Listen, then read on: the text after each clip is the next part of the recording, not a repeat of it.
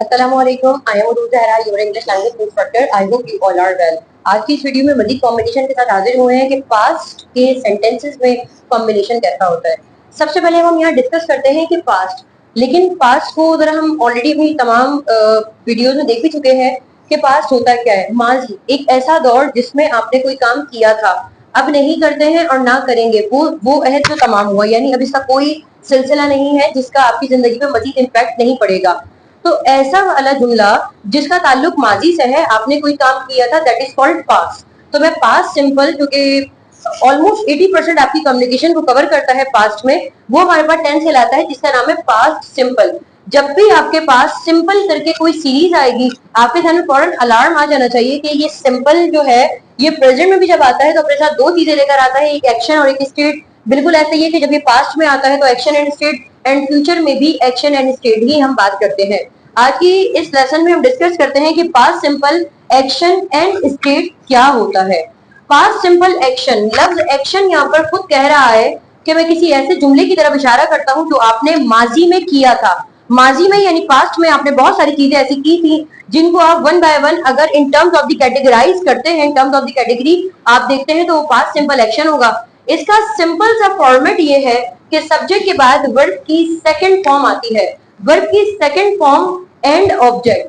अगर हम इसका नेगेटिव बनाते हैं तो सिर्फ यहाँ पर डिड नॉट आता है, and after the did not verb second form gets converted into the verb first form. Already हम इस बात को काफी मर्तबा देख चुके हैं कि सब्जेक्ट के बाद वर्ब की सेकंड फॉर्म। असल में इसका कॉन्सेप्ट थोड़ा सा यूं भी है कि जब आप वर्ब की सेकंड फॉर्म अगर यहाँ पर नहीं लाएंगे तो ये समहाउ मिल जाएगा प्रेजेंट सिंपल के साथ। तो इसलिए आपके पास वर्ब की सेकंड फॉर्म बहुत जरूरी है, एंड इसके बाद जब हम इसका नेगेटिव बनाते हैं तो डिड नॉट के साथ वर्ब की वापस से फर्स्ट फॉर्म आ जाती है। अब हम इधर एग्जांपल्स देखते हैं और एग्जांपल्स की मदद से आगे बात करते हैं, लेकिन इससे पहले हम पास्ट सिंपल स्टेट को भी देखेंगे। स्टेट के सेंटेंसेस मेरे वो सेंटेंसेस होते हैं जो कि किसी जुमले में किसी इंसान या किसी चीज की हालत की तरफ इशारा करते हैं। इन सेंटेंसेस का भी बहुत ज्यादा एक ताल्लुकात होते हैं हमारे साथ। फॉर एग्जाम्पल, अगर मैं कहती हूँ कि ये एक क्लास है और हम यहाँ पढ़ते हैं, ये प्रेजेंट है। लेकिन अगर मैं कहती हूँ कि ये एक क्लास थी और हमने यहाँ पढ़ा था, तो इसका मतलब हमारे पास क्या हो जाता है, पास्ट के। दामिर, तुझे अल्लाह ने अकल वकल नहीं दी है? अकल दी है? बंदा थोड़ी देर को पीछे चिपक जाता है वहां जाकर। हमें सब जगह पे तुम बजिया, मैं तो रह गई ना। मैंने जो एक्सप्रेशन दिए वो बड़े गंदे थे। क्या कहा था मैंने लास्ट जुमला? चलो, ये एक क्लास है और this is the state of present. लेकिन अगर मैं कहती हूँ कि मैं क्लास में पढ़ती हूँ, this is the present simple action. अब इसी को अगर हम समहाउ पास्ट में कन्वर्ट करते हैं कि ये एक क्लास थी और मैंने इस क्लास में पढ़ा था, ये पास्ट का सेंटेंस हो गया, यानी एक्शन एंड स्टेट। तो दोनों सेंटेंसेस को हम अलग अलग देखते हैं तो अलग अलग हमने इनको पढ़ा था, इंडिविजुअली इनका बहुत रोल है, लेकिन आपस में जब इनको कंबाइन करते हैं तो समहाउ ये हमें स्पीकिंग का सेंस देते हैं।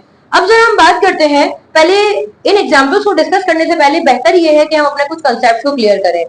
अगर हम कल की बात करते हैं तो कल भी हमारा माजी था, एक महीना पहले भी, कुछ टाइम पहले भी, एक साल पहले भी। Even your childhood is also the part of your past. तो आप चाइल्डहुड की बात करें, इस तरह के एक्शन के सेंटेंसेस को आपने पास्ट सिंपल एक्शन से बनाना है। एंड स्टेट के सेंटेंसेस का मतलब क्या होता है कि कोई हालत थी, आप जब छोटे थे, आप इमेच्योर थे, यू वर द इमेच्योर गाय या यू वर द इमेच्योर, और इमेच्योर तो कहते ही बच्चे को है, तो हम सिंपल कह सकते हैं कि यू वर द चाइल्ड। लेकिन आप स्कूल गए थे, you went to the school. School जाना, जब जुमले में कोई एक्शन आता है वो मेरे पास एक्शन के सेंटेंसेस हैं, और ऐसे सेंटेंसेस जिसमें सिर्फ स्टेट की बात हो, कोई कंडीशन या हालत की हो, वो मेरे पास स्टेट कहलाते हैं। इनका फॉर्मेट बहुत क्लियर है, लेकिन अक्सर स्टूडेंट को बड़ी डिफिकल्टी हो रही होती है इसको समझने में। तो अगर हम इसको यहाँ पर भी क्लियर कर सकते हैं कि सब्जेक्ट के बाद जब भी आप देखें कि वर्ब की सेकंड फॉर्म आई है, इसका मतलब है कि पास्ट सिंपल है एंड ऑब्जेक्ट है। नेगेटिव बनाने के लिए मेरे पास एक ही रूल यहाँ पर एप्लीकेबल है कि you will use the did not here to make the negative, and only the verb first form comes after did not and then object. लेकिन स्टेट के सेंटेंसेस में आप देख सकते हैं कि वॉज एंड वर के दरमियान में मेरे पास स्लैश आया है, एंड देन मेरे पास ऑब्जेक्ट है। लेकिन वॉज वर के बाद मुझे यहाँ कहीं पर भी वर्ब नहीं लगाना है, क्योंकि वॉज वर मुझे ये स्टेट की बात कर रहे हैं, तो वॉज वर के बाद सिर्फ ऑब्जेक्ट आता है। सवाल आता है कि बॉस वर्ड कहां पर आते हैं, हमने ऑलरेडी इनको डिस्कस भी किया था। तमाम सिंगुलर के साथ हमारे पास बॉस आ रहा होता है, for example I, he, she and it, and word हमारे पास आता है वी, यू एंड दे के साथ। एग्जाम्पल्स आपके सामने अगर हम देख सकते हैं, दे रेन आफ्टर, यहाँ पर ये रन आफ्टर की सेकंड फॉर्म मैंने लगाई है, आप चाहे तो हमारे साथ नोट भी बना सकते हैं। They ran after the money, run after कहते हैं किसी चीज के पीछे भागना, किसी चीज की तलाश में किसी चीज के पीछे भागते ही रहना। दे रेन आफ्टर द मनी, वो लोग पैसे के पीछे भागे थे, यानी उनकी जो तलाश थी वो कहाँ थी, पैसे की तरफ थी, बिकॉज दे वर ग्रीडी। अब यहाँ पर अगले जुमले ने मुझे जुमले का कंप्लीट मतलब दे दिया कि एक्शन के बाद उनकी एक स्टेट बाजी हो गई है कि दे वर ग्रीडी, वो लोग लालची थे क्योंकि वो पैसे के पीछे भागे थे।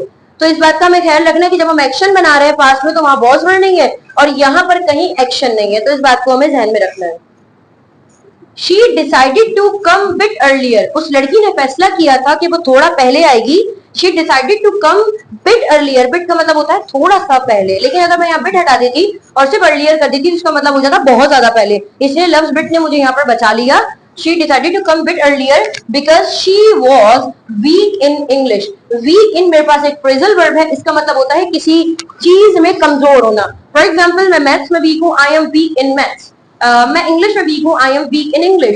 तो वीक इन मेरे पास फ्रेजल वर्ब है, वीक के साथ हमेशा इन का इस्तेमाल आता है और जिस चीज में आप कमजोर है वो आप आगे लगा सकते हैं। कमजोर से मुराद है आपकी प्रोफिशिएंसी ना हो, आपका प्रोफेशनल लेवल वहां पर लो हो।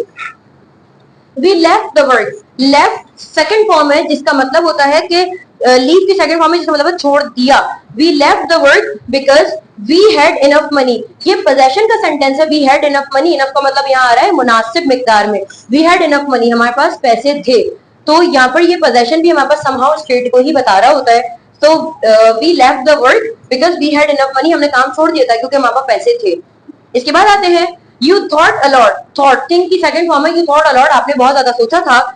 Before making a decision, before making a decision किसी फैसला करने से पहले, because you were in trouble, आप किसी मुश्किल में थे इसलिए आपने बहुत ज्यादा सोचा था कुछ फैसला करने से पहले। तो you were in trouble, trouble का मतलब यहाँ पर आया है मुश्किल। आई डिड नॉट क्राई, क्योंकि आई डिड नॉट क्राई हमने ऑलरेडी देखा कि अगर मैं इसका अफर्मेटिव बनाती तो हो जाता आई क्राइड, कि मैं रोई थी, लेकिन हम नेगेटिव बना रहे तो आई did not cry, did not के बाद वापस वर्ब की फर्स्ट फॉर्म आ जाती है। I did not cry because I was not there, क्योंकि मैं वहां नहीं थी। And he moved on, moved on phrasal verb है जिसका मतलब है किसी चीज पर ओवरकम करके जिंदगी का सफर आगे बहाल कर देना। He moved on because he was fed up, fed up का मतलब होता है किसी चीज से उकताया हुआ शख्स। इरिटेटेड, एनॉयड, या जिसको हम सिक ऑफ भी कह सकते हैं, लेकिन फिलहाल यहाँ काफी है कि ही वाज फेड अप, कि वो जिंदगी से जल्दी ही मूव ऑन कर गया क्योंकि वो क्या था, जिंदगी से उकताया हुआ था।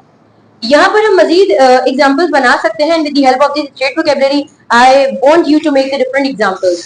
सबसे पहले है लालची, लालची को हम ग्रीडी कहते हैं। ऑलरेडी हमारे पास बहुत सारे तरीके हैं लेकिन ग्रीडी लालची के लिए बेहतर वर्ड है।